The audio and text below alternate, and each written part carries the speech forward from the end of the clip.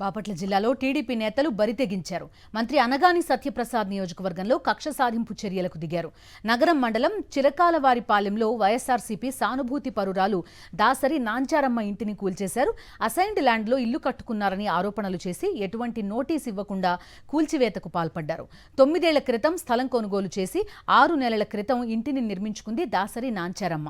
గత ఎన్నికల్లో ఆమె కుటుంబం వైఎస్ఆర్సీపీ తరపున ప్రచారం చేసింది. దీంతో ఆమె కుటుంబంపై కక్ష సాధింపులకు పాల్పడ్డారు టీడీపీ నేతలు.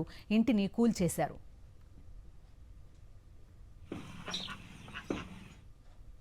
థామస్తో తగ్గట్టు ఇల్లు కట్టుకున్నాం. ఇల్లు కట్టుకున్నది తెలుగుదేశం వాళ్ళు ఇల్లు పడేసేస్తున్నారు వాళ్ళది అని. మేము అటువరకు కాంగ్రెస్ అని కావాలని పడేసేస్తున్నారు. మా మేనల్లుడికి నేను సొత్త ఉండమని ఇల్లు అప్పగిచ్చా.